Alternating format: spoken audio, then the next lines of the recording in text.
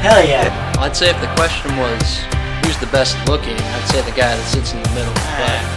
Well, I can tell you right now, you look like you're from Hawaii, so I think We're just trying to have fun out here, and our idiot kicker got liquored up.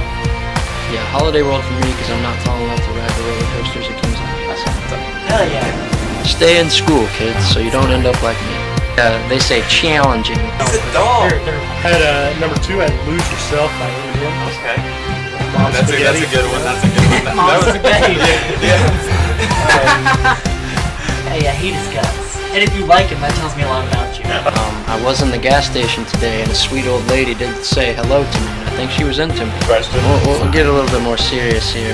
Bigfoot, I know you're out there, and I'm coming for you. 7 Nation Army by the White Stripes.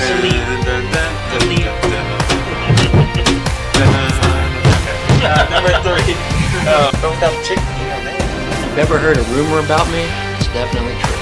Hey, Jonathan, you want to come back to the horseshoe? Perfect. I can't even think of it. I don't even know. Got it. I'll look it up Here, no, after how's this. it going? How's it going? I'm not gonna sing with you guys because I'm just too good. Obviously, I'd break glass or something like that, so I don't want to show off. There's so much class. Long neck, I stole beer, never broke my heart. I think that's a good one.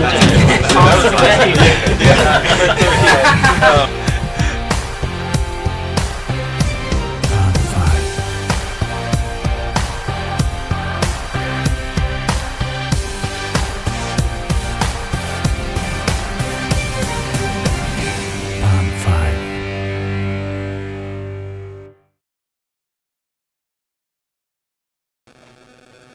Alrighty, welcome back to the Coaches from the Couch podcast. Oh, what an intro right there. What a week 2 football. What a week 2. Moving on to week 3, that was a way better week 2 though. I mean, week 2 was way better. So first I'm just going to say I'm Carson Rourke. We're here with the boys. Jake's on the phone. Jaden Fry's on the couch. I mean, what did you guys think of week 2? Give me a quick recap. Yeah, well, we got to a pretty great start with that high-scoring Thursday night game. Which we kind of expected. I kind of almost expected the Vikings to get blown out, but they had a kind of an offensive resurgence in the second half and made it a little bit interesting, but it was just good to see some points being scored. So many rusty quarterbacks in week 1, which there still was some in week 2, but a lot more points scored, which was way better. Yes, and then Jake, let's go ahead and talk about the Colts real quick. What did you think about the Colts? Just give me a quick and we can touch back on it later. I was impressed with their play for sure. I honestly, I don't know. I think that they're actually going to be a lot better team than people think. Anthony Richardson played well. He's actually throwing the football well, which I know a lot of people didn't expect. But yeah, it's definitely impressed with the Colts' performance week 2. Yeah, and then I think just all around, there's a lot more explosive plays in week 2. And the week 1, kind of could have been just like the drought of football being gone for so long, but week 2 is like that football we haven't seen in a long time, because last year was a lot like week 1, the whole season, and there was no really explosive plays, but week 2 kind of showed out a little bit better. There's a lot more points scored, even your bad teams last year, like the Colts and Texans. I mean, that was the highest scoring game, I believe. So it's just good to see a lot more points on the board compared to week 1 and last season. And hopefully we can have a trickling effect of week 2 the rest of the year. And, let's go ahead and just get into some breaking news, from today. Kareem Hunt signs with the Browns. I just want to get into that because, obviously, Nick Chubb had probably the most gruesome knee injury I've ever seen on an NFL field. And, it was bad. And who knows what's going for him forward. Hopefully he's back and he can come back to the NFL. But it looked pretty wicked. But Kareem Hunt to the Browns, I think it's a very smart pickup, obviously because he was with the team before. And then now he's going to get all the running back reps. Mm-hmm. I think Kareem Hunt's dust personally, but he knows the offense, so probably provides a little bit of safety for him. But I think it's just insane looking at all the guys that have already missed games or are already out this early in the season. I have a list here. We got, Aaron Rodgers, who was already done for the season. We talked about that last episode. Saquon sprained an ankle. Chubb's out for the season. You got Deontay Johnson on the IR. Amari Cooper is missing practice. You got Aaron Jones, Eckler, Christian Watson, Cooper Kupp, Kelsey already missed a game. Andrews, David Montgomery, J.K. Dobbins is out for the season, and then you got guys like Cam Akers who are getting traded. I mean, it's just a nightmare if you're a fantasy football player right now. A lot of the star players are not on the field. Yes, and I totally agree. And then, then you got guys. What's funny though is then you got guys like Puka Nacua, And Kyron Williams. Puka Nacua is like he has the most receptions in like 3 games of all time, or 2 games, and it's just crazy to see like all these players. How week 1 and week 2 have been just so crazy with injuries and different type of names out there thrown on the board. And then you got guys like Josh Jacobs, who's nowhere to be found. I think all of us have him in at least one league out of all of our leagues. So I don't know where he's at. I don't know if he knows where he's at. But demanding to get paid and not doing anything looks good. I don't think it's his fault, me personally. I think it's just the Raiders not being able to move the ball, not blocking for him. He's still getting all the opportunities. I think he'll eventually pull through. They're just not playing well as a team. And then, so now let's just go ahead and jump into it. So this week, the rankings, Jaden, who was our rankings this week? What was the records looking like this week for us 3? We had, out of last week's slate, me and Jacob both tied, or I should say Jacob and I is the proper way to say that. We both went 11-5 last week, and Carson went 10-6. Whereas I think last week the best record was 9-7. So we got 2 games better there. So we're doing a little bit better. We're getting better at the picks. Hopefully it continues to trend that way, although I doubt it. It's so unpredictable. But yeah, I think Jake is on top right now. You said 11-5? Yep. 11-5? 11-5. Me and Jacob both went 11-5. And Jacob is on the lead right now. I think he's 20-13 on the season. Yeah, and that would add up, right? Because me and Jake were tied after week 1, and then he took one on me this week, and then I believe now me and you are tied. Yep. So 1 game close, behind. Close battles. We kind of knew going into last week, though, we kind of all had this relatively the same close picks. I mean, there was a few knickknacks there, but nothing crazy. But let's just go ahead and jump into it. Week 2, we're going to kind of go over like we did last week. We plan on doing this every week for the NFL season. But first game was the Eagles and Vikings. Very explosive offensive game. It looked like it was going to be a blowout to start the game. The Eagles were up like 17-0 to start the game. And then here comes the roaring Vikings, and the Vikings put up a good fight. What I think, I'm just going to say this, what changed the game was the Justin Jefferson fumble in the end zone. They get that.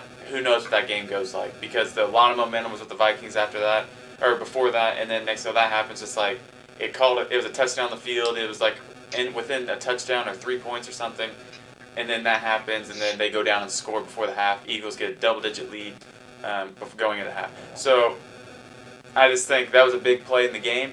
But what a good way to start week 2 by that Thursday night kickoff. Well, I'm surprised you didn't mention your guy DeAndre Swift, who just absolutely went crazy. I was getting there.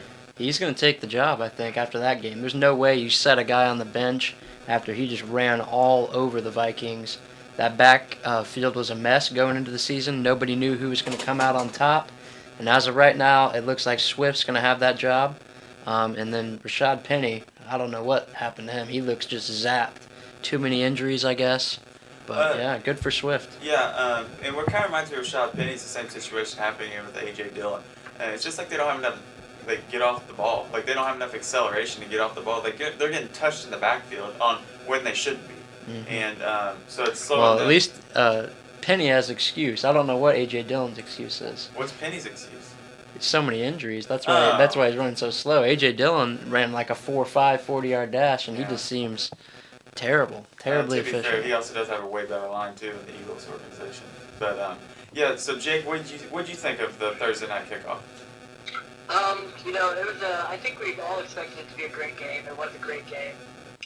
The biggest thing that I really noticed, or the biggest thing that I noticed for the Eagles right now, not to toot the horn again, I think the Eagles are really missing Shane Steichen right now. I really do. I think that Shane Steichen, I didn't know much about him. I just knew that he, called an offense that went to the Super Bowl. I knew that he coached a diverse array of quarterbacks before his time at the Colts. But, these past 2 weeks, the Colts look like, with a lot of the same players, look like an insanely different team. And the Eagles, with a lot of the same players, also look like an insanely different team on offense. So I think right now, as they adjust, Brian Johnson, the Eagles offensive coordinator, adjusts to being a play caller, I think that they're really missing Shane Steichen right now. Yeah, and I totally agree because, there's just a lot of miscommunication out there. I mean, I remember, I don't know if it was before the half, it was sometime during the game, everybody saw it. A.J. Brown was like, hey, I need this, I want the ball, da da da. And, that doesn't look good from an offense that was up 17-0. It's unbelievable. We don't know if that's exactly what it was. We can guess it was, but that's unbelievable. Well, what made it kind of ironic is right after that happened, the next drive they threw the ball to him 3 different times. I felt like he did get a PI and they didn't call it like 3 times in a row. But it looked ironic that when you're up and it seems like different environment right now. A lot of looks like a big question mark on their offense right now. Yes, it is still the Eagles with a lot of offensive talent, but I'm with you. I think a new play caller makes a big difference. Yeah, Steichen. I was talking to Carson the other day. They had a stat that had the fastest offenses in the NFL by how much time is left on the play clock when the ball is snapped, and the Colts were number 1 up there with Steichen. And that's kind of how the Eagles were last year, super fast, upbeat. Now they're just way slower with the different play caller, and it's going to take some getting used to for them, I think. To me, the reason that is that I think that Steichen, he really values, Jalen Hurts isn't necessarily the most gifted thrower of the football. Anthony Richardson isn't necessarily the most gifted thrower of the football. So I think it's really valuable not making your quarterback think too much. I think it's really allowing them to play within guidelines. They don't have to think too much. They just hurry up to the ball, get in a rhythm, and go. I think that's why why Steichen likes to play so quick. Well, yeah, and also when you have a young quarterback, it also helps to get in a rhythm. And so, whenever you say, MLB pitchers always do this. Even when before the pitch clock, there was pitchers, that would get in the rhythm. They would go so quick. And I think it's kind of the same thing with football, too. You know what I mean? If you have a quarterback ready and going, throwing, on accuracy, on time, timing's right, I think it's important to stay in your groove. And I think Shane's unbelievable. I really do. I think he could arguably be, obviously this is a week 2 talk, overreacting probably, but so far through week 2, he could be the top play caller in the NFL right now. Just by the fact of our offensive talent isn't very good, but we've also put up a fair amount of points already. So that's what I think is eye-catching about it. But so moving on from the Vikings and Eagles, we all chose the Eagles on that, so we all went 3-0. And so moving on, the first game of week 2 we had on the 1 o'clock slate on Sunday was the Falcons and Packers. And Jaden took the Falcons in this one. I'm going to give my quick insight on this. Very boring game to start out, which we kind of knew was kind of both slow-paced offenses, run the ball. Packers didn't have Aaron Jones, and then the Falcons took advantage of it. I mean, they did not let A.J. Dillon do anything, just kind of like how he did in week 1. Mm-hmm. And then forced Jordan Love to throw the ball. Still came out and threw 3 touchdowns, but only 180 yards passing. So they kind of limited him there and limited them running the ball. The biggest thing with the Falcons still, though, is the quarterback position. Desmond Ridder does not look like an NFL quarterback. He's still young, but he has a lot to develop. Yeah, there's nothing in his game that pops, and he made even a couple mistakes this week, which luckily they still won. But going forward, if he's going to continue to play like that, I don't think they can look for him to be the guy beyond this year. I don't think he cannot make any mistakes. Yep. Anything, Jake? Yeah, I think the biggest thing about the Packers is I think that in the fourth quarter they got ridiculously conservative.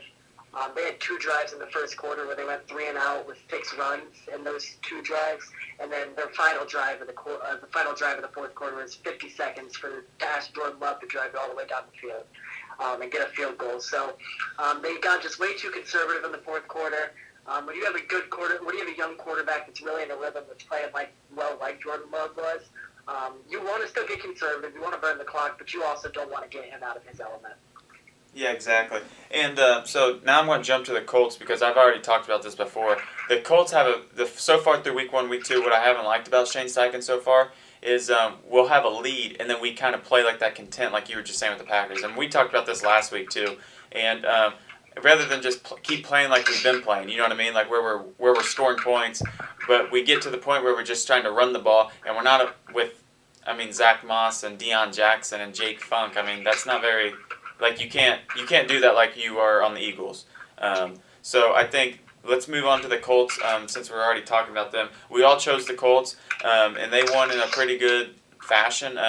Yes, the Texans did come back, but Anthony Richardson came out looking like he was going to be the number one player of the week, possibly the player of the week. He had 2 rushing touchdowns in like less than 6 minutes and like 60 yards passing. I mean, the Colts looked really good. Obviously, the Texans are like the worst team in football, the second worst team in football. But good news for the Texans, no offensive line, and C.J. Stroud he looked like an NFL quarterback out there. Yeah, the receivers really popped. I thought Tank Dell looked pretty nice, and Nico Nico Collins Collins has continued to pop. I was really kind of high on him as a late-round guy in fantasy this year, and I'm glad he's getting the work he deserves. He's always been a talented player, just never had a quarterback. Anything, Jake? Nope. All right, and then so one more thing I want to touch on the Colts is the big question mark with this team was obviously the offensive line. And this offensive line, I saw what is that? What's the sport? PFF. And then Bernard Raymond was number 5. He's the number 5 ranked left tackle right now, which he was a big problem last year with holding and young talent transitioning into left tackle late in his career. And then you got guys like Quentin Nelson, Ryan Kelly, Braden Smith, and then the worst one on our roster was the right guard Fries, which obviously there's a reason for it. But like all of our line was like top 10 at least besides Will Fries. Colts offensive line looks dominant, and they look like they are back. Obviously, this is overreacting week 2, but like it is good to actually have an offensive line blocking, and it helps a rookie quarterback when he knows that he can actually have time to throw the ball and run these nice play designs. But the offensive line looks good. That is a positive for the Colts. So moving on, we have the Raiders versus the Bills. Jaden, that was your lock of the week. Obviously, you took the Bills. I took the Bills. Jake took the Raiders. The Bills, they kind of just they had the game the whole way through the whole game. Mm-hmm. I mean, they literally just stomped them, and kind of like you said they were going to win by 2 possessions, if I remember, Yep. and they won by more than that, I believe. Josh Jacobs, we already touched on, couldn't do anything. Jimmy G, obviously he lost Devontae Adams in that game, but Devontae Adams will be back next week, they said. Devontae Adams looked good, but, I mean, other than that, the Raiders did not look very good week 2. Week 1, they looked like a different team, but not week 2. Yeah, it was what I expected. Not too thrilled about. Like, I'm not flexing that I got the Bills right as my lock of the week. You guys kind of questioned me a little bit because there might have been some easier picks maybe, but I just thought, the Bills are not that bad as they looked in week 1. Not every defense is going to be as dominant as the Jets, and the Raiders are definitely far from a dominant defense, so that was what I saw coming. Not really surprised there. Anything, Jake? Yeah, Josh Allen played way better. The leading rusher for the Raiders last week was Trey Tucker, wide receiver. He had 1 carry for 34 yards. Exactly. Yeah, I don't know what it is. Josh Jacobs has not looked good week 1 or week 2. I know he played the Denver Broncos week 1, but can you really say that anymore after the week 2 performance of the Denver Broncos? I mean, they allowed Brian Robinson. Brian Robinson looked like Adrian Peterson. So I don't know. I hope it gets better because I took him in a couple leagues, but it does not look good for the Raiders right now in the run game, which coming from a season where they were the number 1. With the number 1 running back. Moving on, we have the Cincinnati Bengals versus the Baltimore Ravens. We all took the Bengals. So obviously we all thought, this team there's no way they started out 0-2, which they've done in the past. The past 3 years, Burrow's been there, 4 years, and they've always started off bad. But thing is, so this is a little different. Since I go to school at Northern Kentucky, I'm right next to Cincinnati, you should see all the people in my class that are, freaking out. Because, obviously he re-injured the calf, apparently. Didn't know that. So there's question marks if he even plays this week. So Jake Browning might be the starting quarterback. It looks like to me there was a rumor coming out he should have just went on physical unable to perform list, isn't that right? The IR, yeah. Would either one go for 4 weeks and then start week 5? It looks like they should have done that. He does not look like Joe Burrow right now, and I think the Bengals might need to sit him out, even though they're 0-2, because this is your franchise you're talking here. Yeah, it's one of those things where I'd like to say, the Bengals start slow every year, and you shouldn't be worried, but when you've already got this calf injury for Joe Burrow, which we know calf injuries tend to linger, they tend to keep showing up on the injury report as the season goes on if they don't get healed immediately. So I'm pretty concerned, really. I think I would like to say that they can turn it around, but if this calf injury keeps popping up and Joe Burrow just isn't himself, it could be a disaster of a season. But yeah, the play calling's got to get better. The line has to play better. Yeah, I'm pretty disappointed in this team. Anything good? And I think one thing that I noticed that I just cannot stand about what the Bengals do, they throw so many behind the line of scrimmage passes. And that little simple bull crap, this isn't it's not college. It's not college. You can't throw 17 behind the line of scrimmage passes a game and expect to gain a bunch of yards. 1 or 2 of those, 3 of those, 4 of those don't work, right? Especially with playmakers like Jamar Chase and Joe Mixon. But when you're throwing one and drive, that's a problem. That's a problem in my opinion. Yeah, and I think the reason for that though is because of the calf strain. Because it's on his back foot, so that is his throwing power foot. So I don't think he can air it out like he usually wants to on the fade routes and to Jamar Chase. I literally think he has to check it down. So I just feel like in all ways he's hurting their offense by playing him, and if anything, just going to re-aggravate it and make it worse. We cannot continue to play like that. I mentioned it last week, the RPOs. Those drive me nuts. Hey, RPOs look good in Indy. I'll say that. It looks good when your team, like the Panthers, when your receivers can't get any separation, and that's what you have to do. But it's different when you're a team like the Bengals that can dominate with the pass, and that's what you got to run. It's just killing us right now. We got to somehow find a way to open up that offense. So I'm actually going to skip ahead to a 4 o'clock game. We just had breaking news. Saquon Barkley is officially out this week. There was actually rumor that he actually might play this week. Brian Dable did not rule him out after the game, and he just now ruled him out. So let's go ahead and move on to the Giants since we're already talking about it. The New York Giants. We all picked the Giants to win that game. That was actually going to be my lock. I thought about picking them as my lock, and that would have been an eyebrow raiser to pick. But the Giants look like themselves in the second half. But the first half, they look like against the Cowboys. This team, I don't know if they're still in preseason form and they forget they're in this NFL season, but Brian Dable needs to get these boys playing, and then Wink Martindale, his defense has been terrible this year. This is Arizona Cardinals, Josh Dobbs and Marcus Wilson, wide receiver, and these guys aren't that good. So obviously you do play the Cowboys, but yeah, he needs to get something figured out defensively. Yeah, I don't have anything to say about that.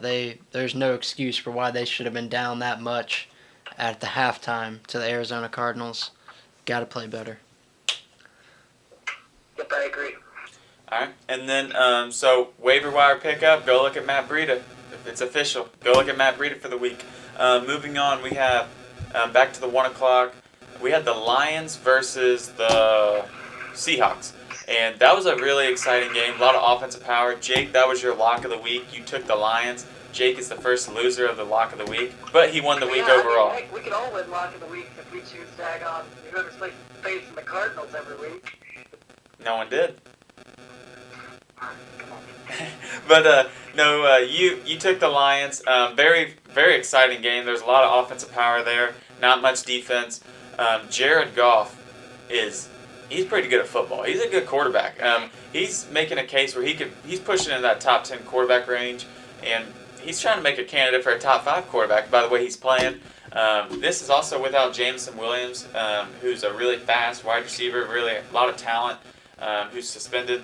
So, the Lions, I think they're all right. They played well. Losing David Montgomery hurts, but this is more opportunities for Jahmyr Gibbs, and he had an okay week, but I think you'll see a lot more, obviously, Jahmyr Gibbs, because you kind of have to. It's either him or that Craig Reynolds or whatever. I would bet that Craig Reynolds gets more carries this week. Really? Yep.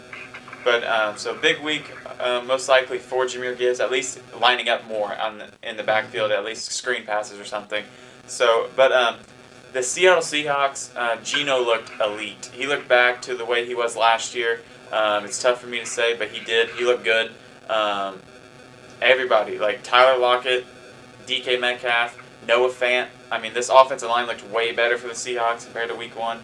Seahawks look back. Yeah, Geno Smith just continues to prove people wrong. I mean, I'm a bigger Geno Smith guy than most people, but I was even down on them this week, knowing that they were missing both their left and right tackle. I was thinking, man, this is going to be a nightmare game for them going into Detroit. But he just lit it up. Even with DK Metcalf leaving the game for a little bit, didn't matter. He was finding open guys, making plays off script.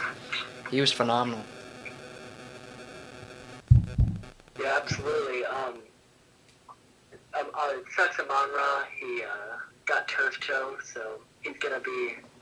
It's gonna kind of be a game time decision for him next week. He was out a lot of the game last week. But yeah, I expect to see a lot more Jahmyr Gibbs.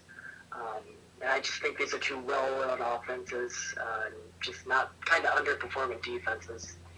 So Jake, pretty much anybody that's hurt, they play for your team, right? Literally, pretty much. I mean, I haven't had a quarterback play past the first quarter this year in 2 games. I have 6-minute mark at that. What? 6-minute mark at that at the first quarter. Honestly, yeah, it's ridiculous. My 2 running backs are Josh Jacobs, who's had the worst season of his career. We've talked about that. Devontae Williams, he's still coming back. My wide receivers, D-Hop was a game-time decision. Terry McLaurin was a game-time decision last week. Now Amon-Ra's hurt. My tight end is Goddard. He's playing. And then Dalvin Cook. So wait, Dallas Goedert's played? Didn't he have 0 Week 1 and like?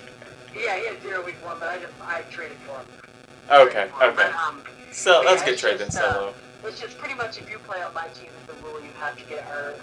Sometimes some they argue it has to be a season-ending injury. So okay, that's a good rule. If I look to trade you, I need to remember that.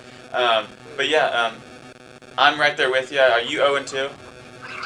I'm 0-2. I'm 0-2 as well. So it's kind of funny to say that's where your predictions don't come in, where it doesn't matter because all 3 of us were ranked supposed to be top 3 in the league.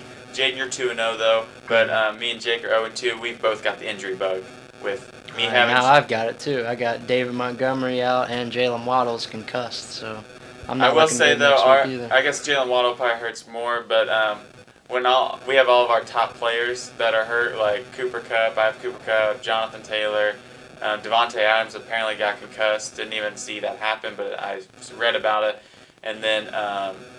So it looks like I might be starting Tutu Atwell this week at my wide receiver 1. Yeah, I'm gonna be starting Tyler Algier and Bijan Robinson. And So looks like an bench interesting pieces. week 3. But moving on, getting on track. We got the Tennessee Titans versus the Chargers. Jake, you took the Titans, and then me and Jake took the Chargers. I can't even put into words. Like Brandon Staley he just has to go. I feel like he has so much talent on this roster, and he can't get it to go together. And this is moving on to year 2 or 3? Year 2 of a good roster. He's been there for 3 years, I think. But like Staley, he can't. I think he has to go, and I think he can maybe be an OC or DC somewhere. But it just shows that he can't lead a group of talented young men. So. Jake, why'd you take the Titans? I took the Titans just because, like I said, I thought that they were going to control the pace of the game.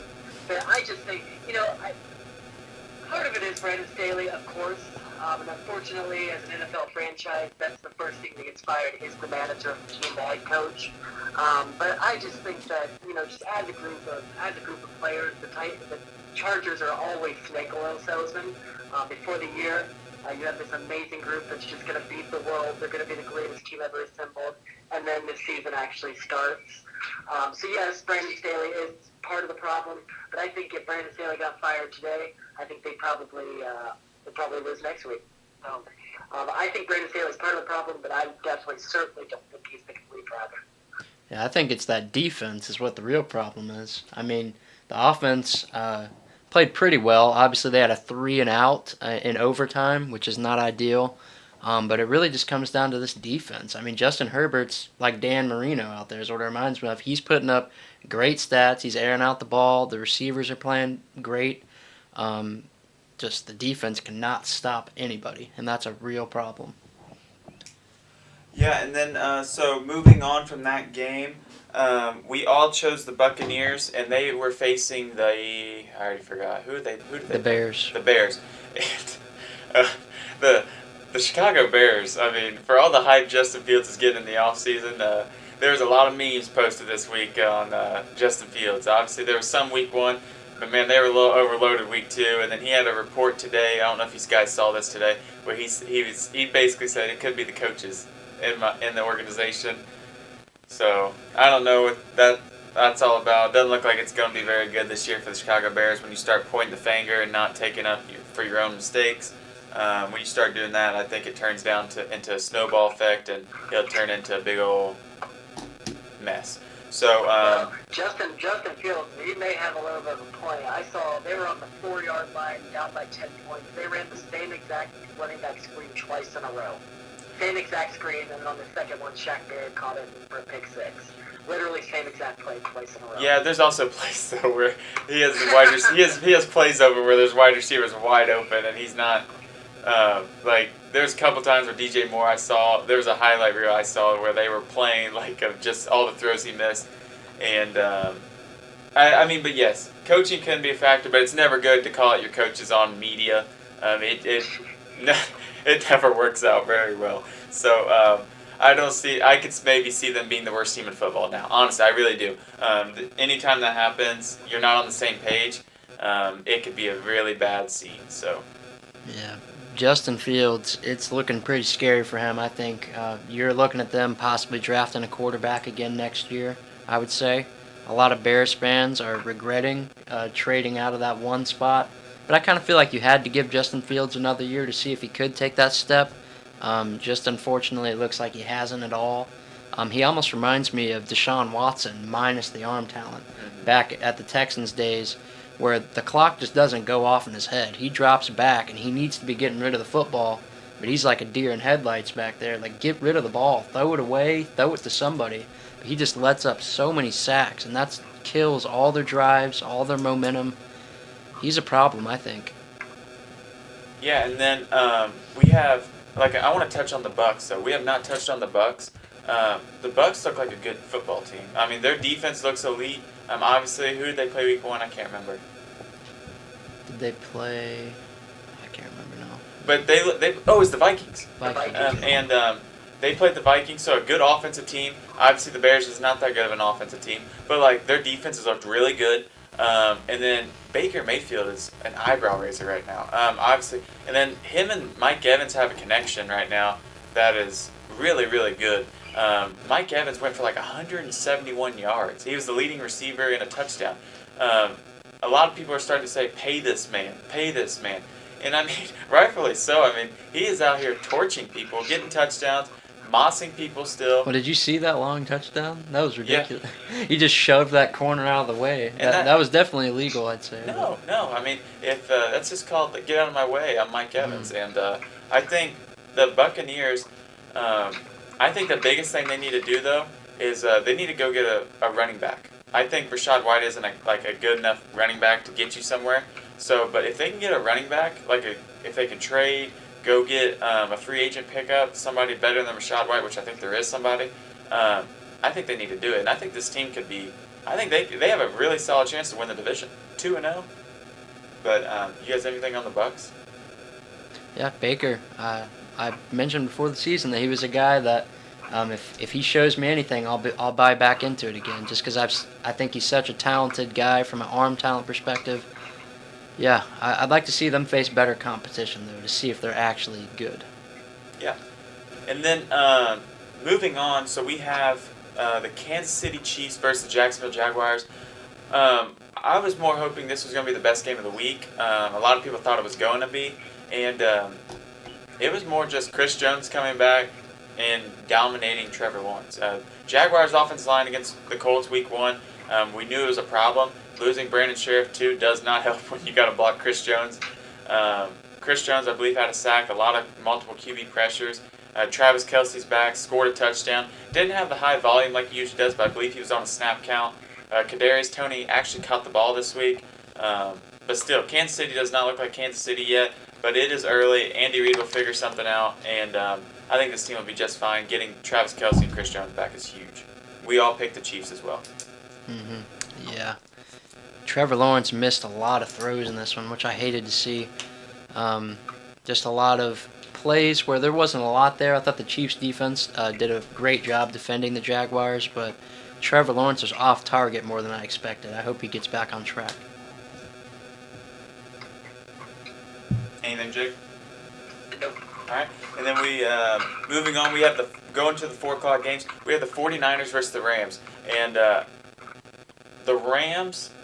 I had them winning, going to the playoffs this year, and rightfully so. It looks pretty good for me. I think the Rams are a playoff team. They don't even have their best player on their team, and they're doing this with guys like we said and mentioned earlier, like Puka Nacua and Kendrick Williams or whatever. Kyron Williams, whatever his Kieran, name. I don't know how he said Yeah, it. whatever it is. They're doing it with guys like that. And Sean McVay, Matt Stafford looks good. Man, I think this Rams team could be pretty good. And then the 49ers, obviously, they got the job done. We all chose the 49ers. But Rams competed, and that was a good game, high scoring. 49ers, obviously, too much to handle for the Rams. But they looked really, really good. Yep, I Yeah, agree. this game was definitely worse than the score looked, just because Sean McVay kicked that field goal at the end. But it just shows, she goes to show, as long as you have a good quarterback, you're going to be in a lot of games. And that's kind of where the Rams are at right now. Yeah, and then so moving on, we have the Cowboys versus who'd they play? The Jets. Jets. Jets. We all chose the Cowboys, and I'm just trying to think, like, is this Cowboys team going to be stopped? Is this the year? Micah Parsons in the defense is very, very good. This is probably the best defense maybe we've seen in the last 5-10 years, through week 2. They are getting to the quarterback with ease. They are causing havoc. They have Stephon Gilmore, Trevon Diggs. I mean, this team, this defense is really, really good. And I think the offense. I don't even think the offense is good as it is in the past. I think this offense, they're not even as good. But this defense is what's making them to the next level. Offensive line's still good for the Cowboys, but it's more the defense. I don't even think their offense needs to be that good, and their defense would get them to playoffs. I think the Dallas Cowboys are right now the favorites to win the Super Bowl through week 2. Yeah, I mean, they haven't played amazing offenses. You're talking about the struggling Giants and the depleted New York Jets. But still, they just look so dominant on a level where I don't think it would have mattered who they were facing. Just shedding blocks left and right, no time to throw whatsoever. Micah Parsons, he's insane. I mean, he's just like an instant block shed. He's in your face in the snap of a finger. It's crazy. Yeah, they're extremely impressive right now, the Cowboys are, but man, it's just, I always feel like water's going to find its level with them. They're a good team. Well, I bet they win 12 teams and have a playoff win, or go to the championship, but it always feels like water finds its level. I would say Cowboys, they know their weakness is always the playoffs. Once playoffs hit, the Cowboys go away, usually. So we'll see how that goes throughout the year. Obviously, injuries can happen. Micah actually looked like he got hurt, but he'll be fine. He actually came back in that game. So moving on, we have the Denver Broncos versus the Commanders. And so the Broncos definitely should have won that game. They got off to a really good start. And then their defense, I don't know what happened. Their defense just stopped playing football. And Sam Howell took advantage of it. And the Denver Broncos, they look like they're going to be the same Broncos again as last year. Russell Wilson looked really good to start the game. He looked like a young Russell Wilson to start the game. Made some really good throws. Mims had a nice couple plays. The Denver Broncos, we all took them. They just look like they're dead. That's all I can say. Yeah, I mean, at least the bright spot about them is that Russ, like you said, looked a little bit better than what he looked like last year. He's at least getting the ball down the field and making some plays, which we didn't see last year. Yeah, but that's one of the games where, there's not that many games on your schedule that you're expecting to win, just like outright if you're the Broncos, and that was probably one of them against the Commanders, and they didn't get it, so concerning. Yeah, they suck. Anything else? Nope. All right, and then you got the Miami Dolphins versus the New England Patriots. I had the New England Patriots. You guys took the Dolphins. Mike McDaniel's still cool. I mean, he's more cooler than Bill Belichick, and I think that's what got it done. Mike McDaniel's just a wizard. So is Bill Belichick, but man, that Miami Dolphins deep offense just. I mean, they're just too much to handle. A lot of Patriots were forcing them to run inside rather than outside, and you can tell the New England Patriots don't usually run that type of defense because Mostert literally took one to the house, and the dude's not even as fast as he used to be, and he still looked like he shot out of a cannon because the gap was about you could drive a big old Ram semi through, and it just didn't look very good. They did stop Tyreek Hill, I guess you could say, but I mean, That's what they always do. I say about the same time, look who won the game. That's all that matters. So I think the Dolphins will take a win over Tyreek Hill getting 100 yards. So good game for the Dolphins. I got nothing to say. Nothing. Anything, Jake? We'll see. We'll see about Mike McDaniel. It's week 2. It's week 2. A little overreacting. We'll see. And then so now moving on. So first of the Monday night games. It was actually my lock of the week. It was the New Orleans Saints. They did not look like the same team week 1 as they did week 2. But, I mean, they still looked okay. Obviously, I still got my lock, so that was good. But, yeah, they didn't look the same. The Panthers looked better. I think they looked a little bit better than they did week 1. But Bryce Young's still developing. Carolina's young. Carolina doesn't look like they're going to have a good year. Saints still a big question mark after week 2. They looked like they were going to win the division. Now it's a big question mark still. Yeah, I feel for Bryce Young. He's dropping back in the pocket, and he's pretty much forced to make contested throws. Just kind of throw it up and hope someone like Jonathan Mingo can use his size and make the play, because there is no separation whatsoever. Can't really expect too much from him. I think as far as the Panthers go, I think the book's been written on Frank Reich. I mean, he seems like a nice guy. I'd want him to be my kid's grandpa, but man, would I never want to have a beer with the guy. Holy cow, he's about as dry as a milk cracker, and his offenses are pretty Vanilla. simple.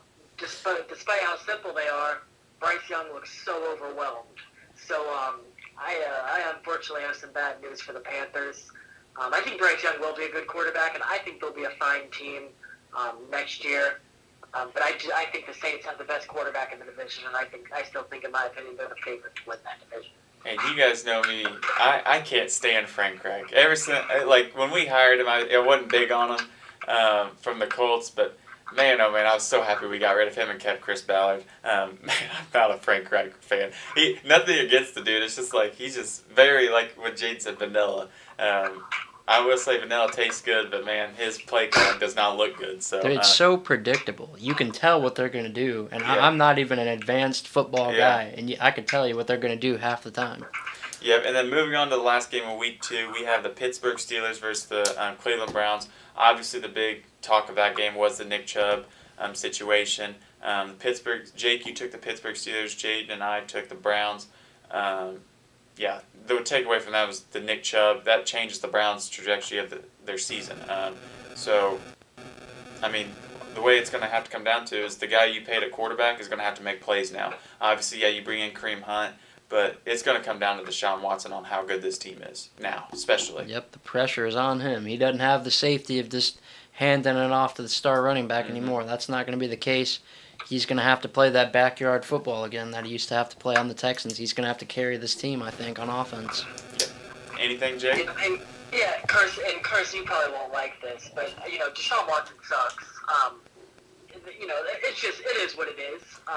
He's just not good at football anymore, and now that he can't ride the Chubb like they needed to, in the past, it's just going to be interesting to see, what are they like without Chubb, because they rode Chubb so for so much, right? So much, so hard, so many carries. So what's it going to be like now that they can't ride Chubb? And that's what I was going to say right before, right when you said that. It's like, I don't think he sucks yet. I mean, it's a big question mark because, is he going to go back to his Texans ways? Because he didn't have a running back at Texas. It was. But you know what he's like if you can't ride the Chubb. I mean, it's just everything's different. Everything's different if you can't ride Chubb. Well, yeah, but I mean, look what he did with the Texans. He was a top 5 quarterback. I'm just saying, though, he had Lamar Miller washed up on the Texans. Who knows? I just think it's. Here's all I'm saying, Carson. It's all about. Just if you can't ride the Chubb, what are you going to do? You're going to have to go back to your old ways. And I think... All right, well, this joke's flying over Carson's head. But anyway, I do think Deshaun Watson sucks. We'll see. I think it's a little overreacting. It's only week 2. And then... Heck, I felt this one since he daggone had those 28 allegations against him. Wait, what were those again? Sexual assault allegations. Oh, okay. So Yeah. moving on, we're gonna go over who we picked for our locks of the week of player wise, and then or who we thought was gonna blow up. Jake, you took Jordan Love, Saquon Barkley, and Amon-Ra. Amon-Ra had a decent game, I believe. I think he had a good game, 6 catches for 102 yards. Nice. Jordan Love, he didn't necessarily, as far as receiving goes, he didn't necessarily blow it up. But 3 touchdowns, no picks is always great. Yeah. And then Saquon got hurt, unfortunately. So I would say Jordan Love's a win, and then Barkley's obviously a L, and then Amon-Ra was a dub. Jaden, you took Josh Allen. I'd say he was a dub for the week. You took Derrick Henry. He had 80 yards and a touchdown, so not a bad game. Yeah, it's a dub. And then you took Jamar Chase, who was an L. Yeah, he did not play bad. I took Josh Allen, obviously dub. I took Jahmyr Gibbs. I don't think he had that good of a game. So L. And then Stephon Diggs. I can't remember how he did. He had 7 catches for 66 yards, no touchdowns. So no, not for his standard. So looks like I took the L on that too. But that was our week 2 recap. So we're going to take a quick break, and then we're going to come back with our fast predictions for week 3, and then we're going to do some final words and get on out of here. So we'll be back in like a minute or 2.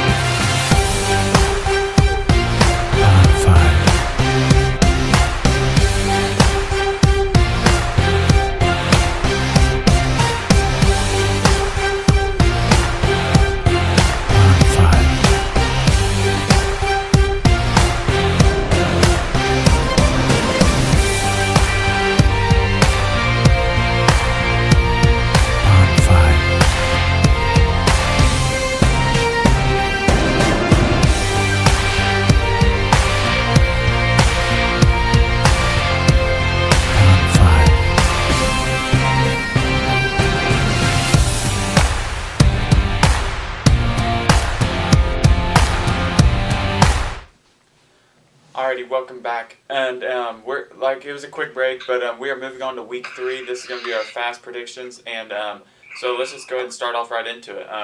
Thursday, so tomorrow, we have the New York Giants versus the San Francisco 49ers. They are going to San Francisco. Jaden, who you got? Well, as we just heard earlier in the show, Saquon Barkley's not playing, And this team already didn't have a whole lot going for them offensively, so I cannot justify picking the Giants here. I got to go San Francisco at home. Okay. Me too, San Francisco. Okay, and then we are all taking the 49ers on this one. I don't think we even have to say much. I think this Giants team, they look better second half, but no Barkley, their best offensive player, and the elite defense of the 49ers. So then we have the Tennessee Titans at Cleveland. Jaden, who you got? I liked how Tennessee looked last week, but I think at home, I think this is a must-win for Cleveland, and I think they're going to actually play a little bit better. Must win? Week 3? You're scared. The pressure's really on them. They're going to have to show something. Deshaun Watson hasn't looked great so far. Now Nick Chubb's not there. They could go into panic mode if they don't win this game, I think. So I think they take it. Okay. I'll take Cleveland.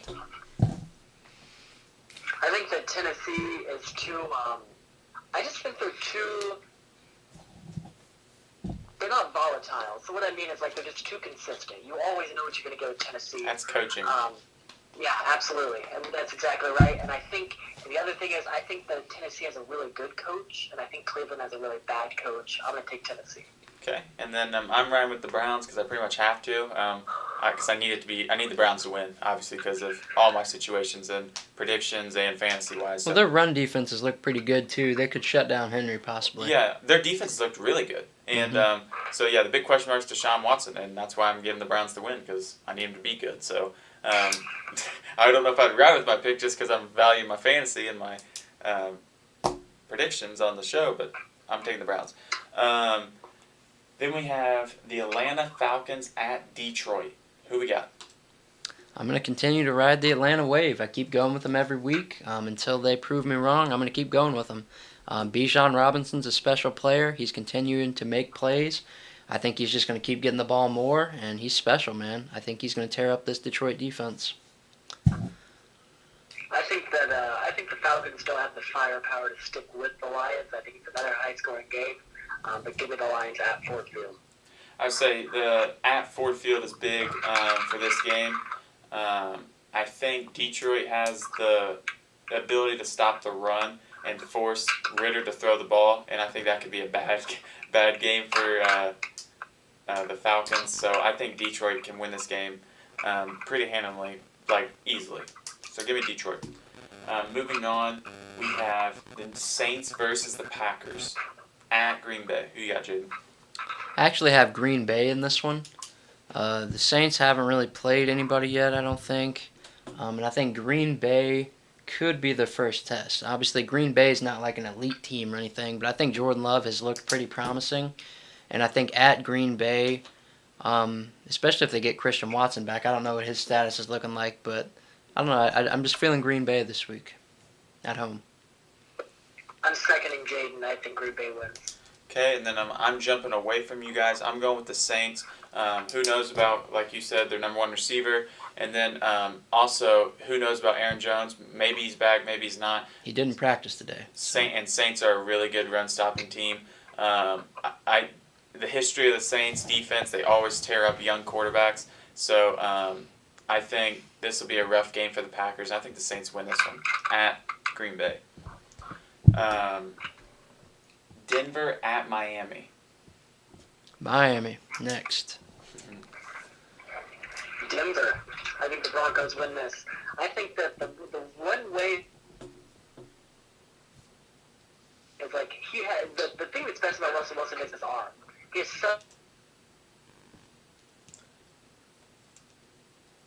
So hang on just a second. Jake's having some issues on the phone, so I'm gonna go ahead and say my pick. I'm actually gonna go with the. Kind of caught me off guard there. I'm gonna go with the Dolphins as well, but looked like Jake was kind of going towards the Broncos there. But we'll get him back on the phone here in a second.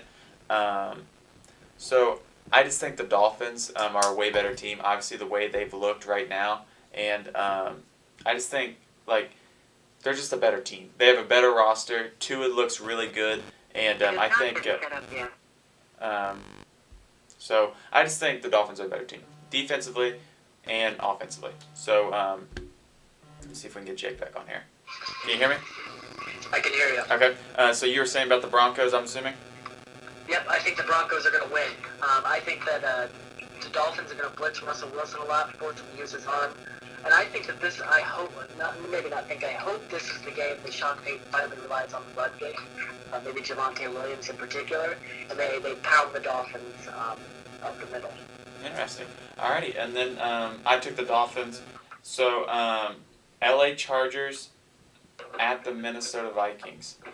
2 0-2 teams going to Minnesota. This is a big win for both teams. Who you got? Yeah, I'm going to go with the Chargers here just because I think they're the better team. Neither of these teams have looked very good so far. So I'm just going to go with my gut and pick the Chargers against a Vikings defense that has not looked very well. Neither is the Chargers defense, but I just trust the Chargers a little bit more to win this game. I trust the Vikings coaching more. I'm going Vikings. And I'm with Jake. I'm taking the Vikings. I think you could definitely see the coaching come into hand here. And Kirk Cousins has been consistent more than Justin Herbert. So I think the Vikings get it done. And defensively, the Vikings have surprisingly looked better than the Chargers. So I think it will be a close game. But also being at Minnesota, give me the Vikings. And I think you could see Staley maybe on the hot seat after this week. New England at the New York Jets. Who you got? Yeah, I don't think that Zach Wilson's going to be able to do anything against New England. Bill Belichick's going to make his life terrible. And, yeah, I think pretty easily New England can win this game as long as they can kick a field goal. Honestly, I'm going to say that. If they can kick a field goal, I think they win this game. Yeah, the Patriots offense hasn't looked as bad as it looked last year. Obviously, Bill O'Brien plays a big factor on that, but Mac Jones has played a lot better. I think the Patriots win this. All right, looks like we're all taking the Pats. I just think, like, I'm kind of with you guys. I think the Patriots, Bill Belichick always does this to young quarterbacks. He tortures them. So I think you're going to see a lot of pressures, and you'll probably see Zach Wilson turn the ball over quite a bit. I think at least 2 turnovers from Zach Wilson this week. Next game we have is the Buffalo Bills at Washington. I think we could probably guess what we're all going to do here, but what do you got? Yeah, I'm taking Buffalo here.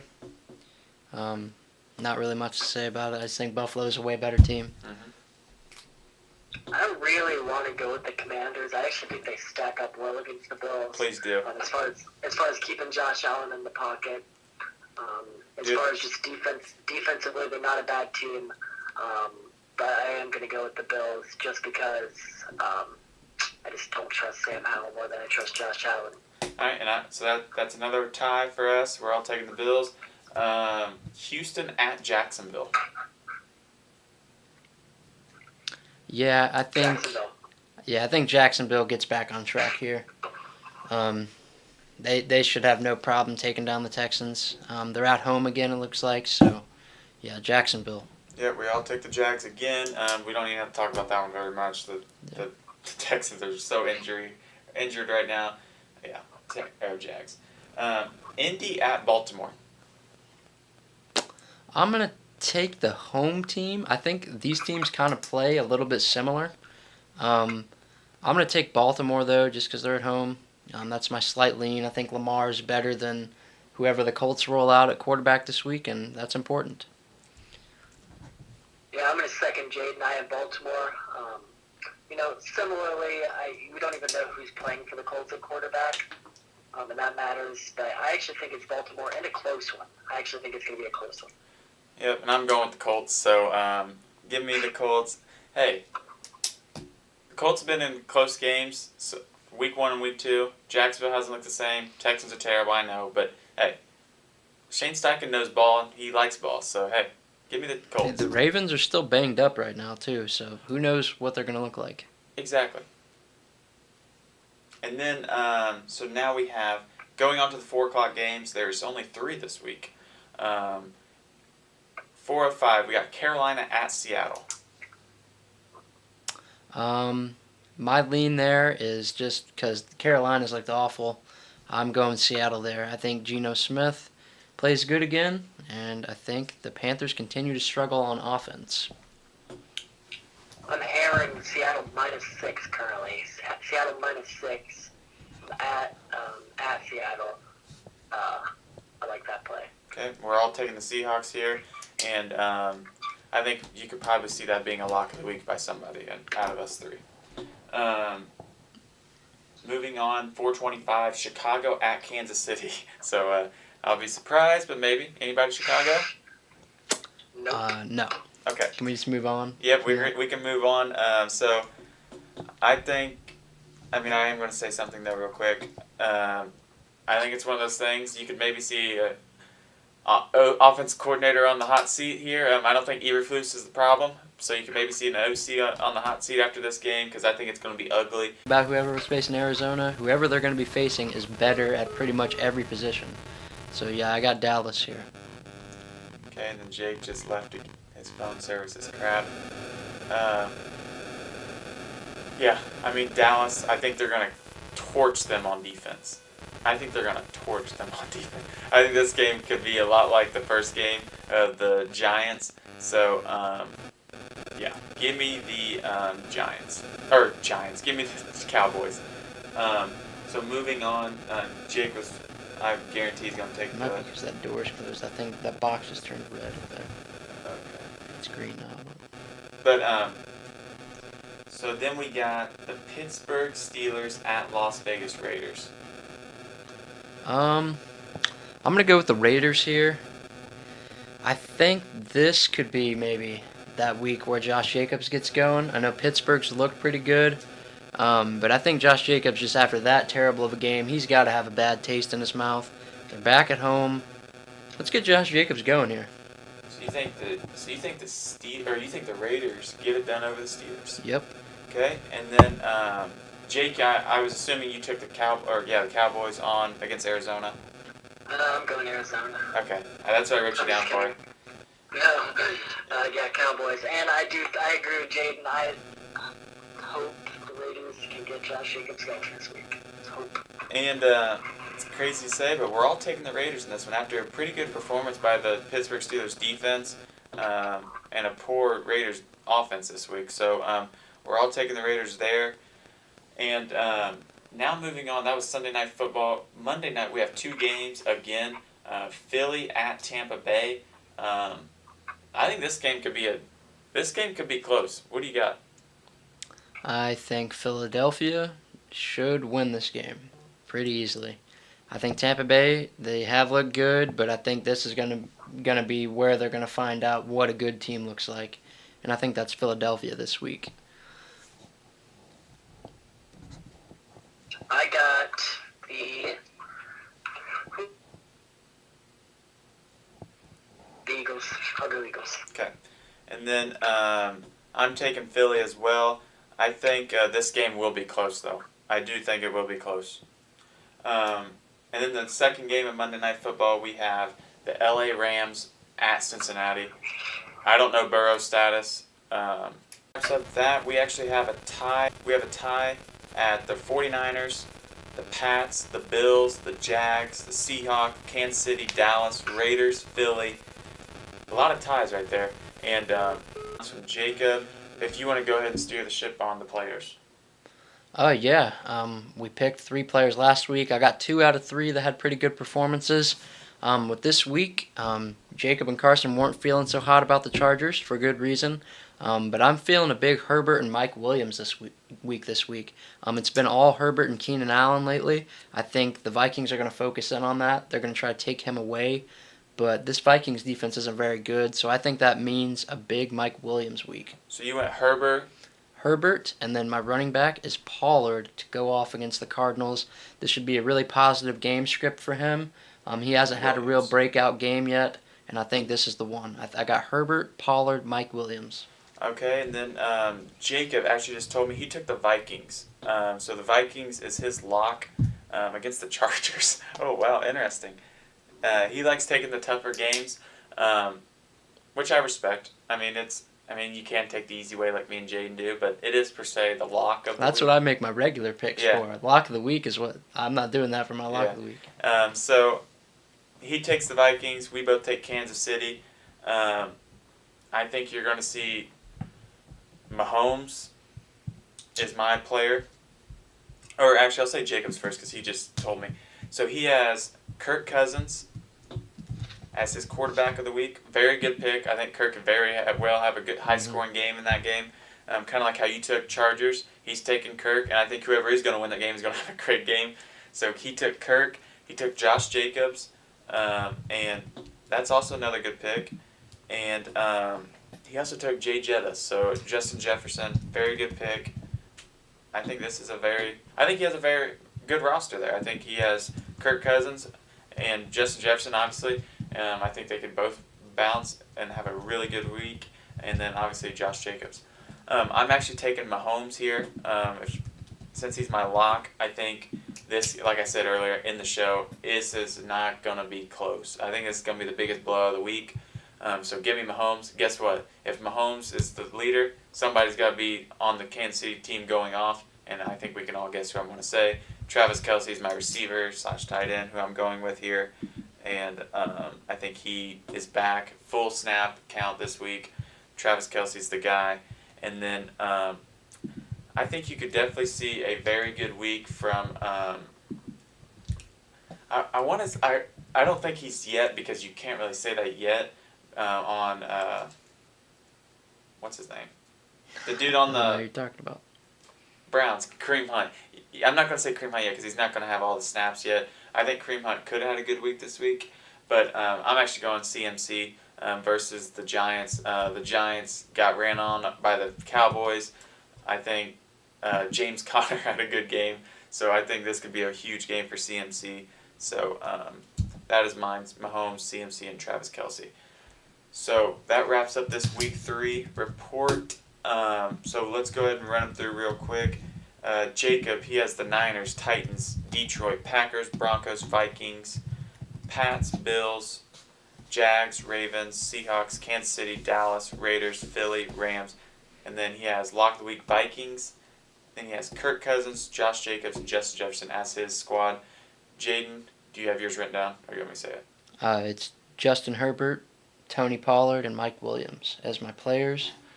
And then my picks of the week, we got San Francisco, Cleveland, Atlanta, Green Bay, Miami, Los Angeles Chargers, New England, Buffalo, Jacksonville, Baltimore, Seattle, Kansas City, Dallas, Las Vegas, Philadelphia, and Cincinnati.